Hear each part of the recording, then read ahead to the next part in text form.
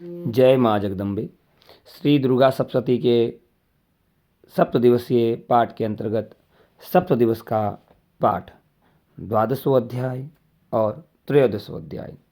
12वां अध्याय देवी चरित्रों के पाठ का महात्म्य। मैं 3 नेत्रों वाली दुर्गा देवी का ध्यान करता हूँ। उनके श्रीअंगों की प्रभा बिजली के समान है। वे सिंह के कंधे पर बैठी हुई भयंकर प्रतीत होती है।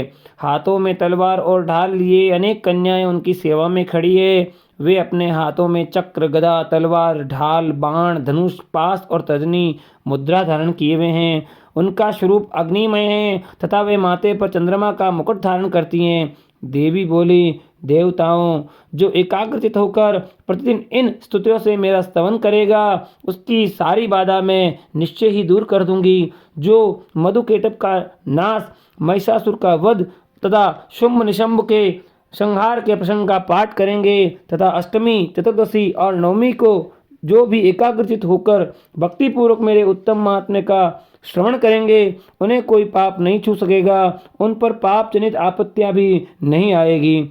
उनके घर में कभी भी दरिद्रता नहीं होगी तथा उनको कभी प्रेमी जनों के विजों का कष्ट भी नहीं भोगना पड़ेगा। इतना ही नहीं, उन्हें शत्रु से, लुटेरों से, राजा से, अस्त्र से, अग्नि से तथा जल की राशि से भी कभी भय नहीं होगा। इसलिए सबको एकाग्रचित होकर भक्ति पूर्वक मेरे इस महात्म्य को सदा पढ़ना और सुनना चाहिए। ये परम कल्याण कारक है।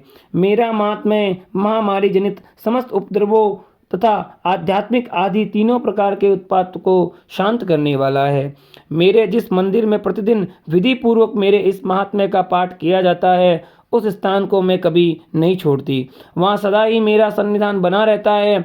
बलिदान, पूजा, होम तथा महोत्सव के अवसरों पर मेरे इस चरित्र का पूरा पाठ और श्रवण करना चाहिए। ऐसा करने पर मनुष्य विधि को जानकर या बिना जाने भी मेरे लिए जो बलि, पूजा या होम आदि करेगा, उसे मैं बड़ी प्रसन्नता के साथ ग्रहण करूंगी। शरत काल में जो वार्षिक महापूजा की जाती है, उस अवसर पर जो मेरे इस महात्म्य को भक्तिपूर्वक सुनेगा, वह मनुष्य मेरी प्रसाद से शुभ बाधाओं से मुक्त तथा धन धान्य एवं पुत्र से संपन्न होगा। इसमें तनिक भी संदेह नहीं है। मेरे इस महात्म्य, मेरे प्रादुर्भाव की सुंदर कथाएं तथा युद्ध में किए हुए मेरे पराक्रम सुनने से मनुष्य निर्भय हो जाता है। मेरे महात्म्य का श्रवण करने वाले पुरुषों के शत्रु नष्ट हो जाते हैं।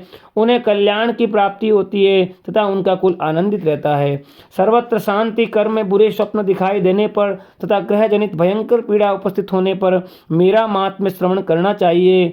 इससे सब विघ्न तथा भयंकर ग्रह पीड़ाएं शांत हो जाती है और मनुष्यों द्वारा देखा हुआ दुख स्वप्न शुभ स्वप्न में परिवर्तित हो जाता है।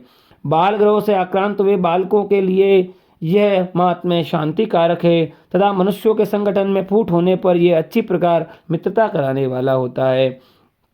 ये महात्म्य समस्त दुराचारियों के बल का नाश करने वाला है। इसके पाठ मात्र से राक्षसों, भूतों और पिशाचों का नाश हो जाता है। मेरा ये सब महात्म्य मेरे सामीप्य की प्राप्ति कराने वाला है।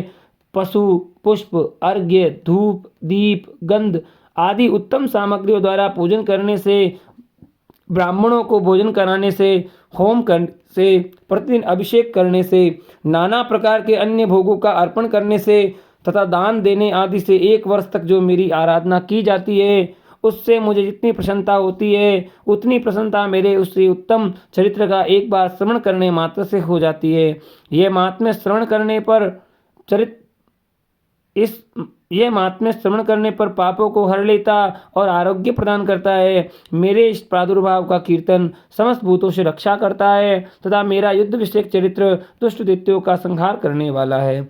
इसके श्रवण करने पर मनुष्यों को शत्रु का भय नहीं रहता। देवताओं, तुमने और ब्रह्मर्षियों ने जो मेरी स्तुति की है तथा ब्रह्मा जी ने जो स्तुतियाँ की है, वे सभी कल्याणमय बुद्धि प्रदान करती हैं। वन में, शून्य मार्ग में तथा दावानल से गिर जाने पर, निर्जन स्थान में लुटेरों के दावा में पड़ जाने पर तथा शत्रुओं के से पकड़े जाने पर तथा जंगल में सिंह, व्याघ्र और जंगली हाथियों के पीछा करने पर, कुपित राजा के आदेश से वध या बंधन के स्थान में ले जाए जाने पर अथवा महासागर में नाव पर बैठने के बाद, भारी तूफान से नाव के डगमग होने पर और अत्यंत भयंकर युद्ध में शस्त्रों का प्रहार करने होने पर तथा वेदना से पीड़ित होने पर, किम बहुना सभी भयानक बाधाओं के उपस्थित होने पर जो मेरे इस चरित्र का स्मरण करता है वह मनुष्य संकट से मुक्त हो जाता है। मेरे प्रभाव से सिंह आदि हिंसक जंतु नष्ट हो जाते हैं तथा लुटेरे और शत्रु भी मेरे चरित्र का स्मरण करने वाले पुरुष से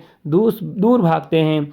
ऋषि कहते हैं, यों कहकर प्रचंड पराक्रम वाली भगवती चंडिका सब देवताओं के देखते देखते वहीं अंतर्ध्यान हो गई।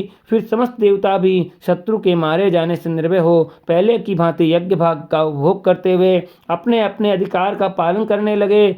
संसार का विध्वंस करने वाले महाभयंकर अतुल पराक्रमी देव शत्रु शंभ और महाबली निशंभ के युद्ध में देवी द्वारा मारे जाने पर शेष दैत्य पाताल लोक में चले आए। राजन, इस प्रकार भगवती अंबिका देवी नित्य होती हुई भी पुनः पुनः प्रकट होकर जगत की रक्षा करती है। वे ही इस विश्व को मोहित करती है, वे ही जगत को जन्म देती है तथा वे ही प्रार्थना करने पर संतुष्ट हो विज्ञान एवं समृद्धि प्रदान करती है। राजन, महाप्रलय के समय महामारी का स्वरूप धारण करने वाली वे महाकाली ही इस समस्त ब्रह्मांड में व्याप्त हैं। वे ही समय समय पर महामारी होती है और वे ही स्वयं अजन्मा होती हुई भी सृष्टि के रूप में प्रकट होती है।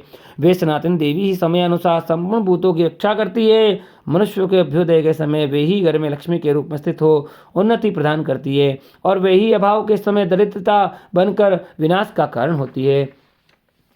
पुष्प, धूप और गंध आदि से पूजन करके उनकी स्तुति करने पर वे धन, पुत्र, धार्मिक बुद्धि तथा उत्तम गति प्रदान करती है। इस प्रकार श्री मार्कंडेय पुराण में सावर्णी मनमंत्र की कथा के अंतर्गत देवी महात्म्य में फलश्रुति नामक 12 अध्याय श्री जगदम्बार पूर्णमस्तु। अथ त्रयोदश अध्याय सूरत और वैश्य को देवी का वरदान। ध्यान। जो उदय काल के सूर्य मंडल की सी कांति धारण करने वाली है, जिनके 4 भुजाएं और 3 नेत्र हैं तथा जो अपने हाथों में पुष्प, अंकुश, पाश, वर एवं अभय की मुद्रा धारण किए रहती है, उन शिवाजी देवी का मैं ध्यान करता हूँ।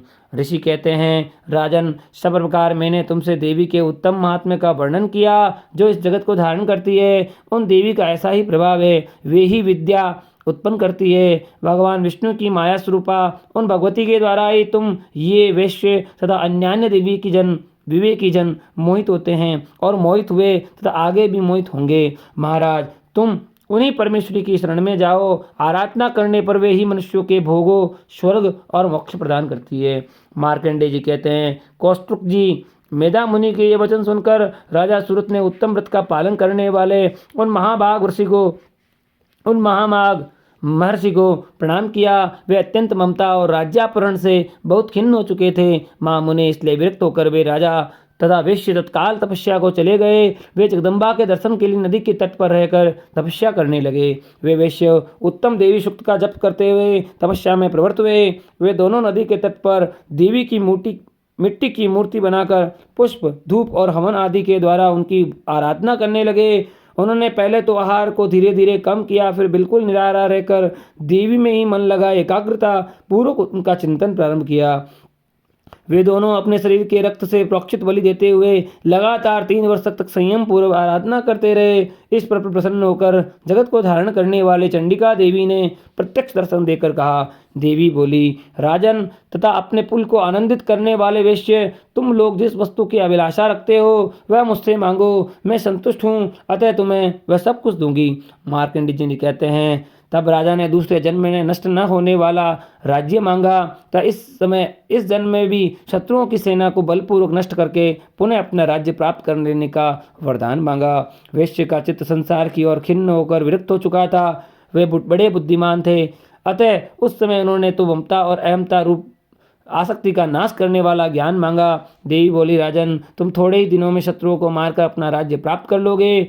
अब वहाँ तुम्हारा राज्य स्थिर रहेगा। फिर मृत्यु के पश्चात तुम भगवान विवस्वान सूर्य के अंश से जन्म लेकर इस पृथ्वी पर सावर्णी मनु नाम से विख्यात हो जाओगे। वैश्यवर्य, तुमने भी जिस वर को मुझसे प्राप्त करने की इच्छा की है उसे देती हूँ, तुम्हें मोक्ष के लिए ज्ञान प्राप्त होगा। मार्कंडेय जी कहते हैं, इस प्रकार उन देवों को मनोवांछित वरदान देकर तथा उनके द्वारा भक्तिपूर्वक अपनी स्तुति सुनकर देवी अंबिका तत्काल अंतर्ध्यान हो गई। इस प्रकार देवी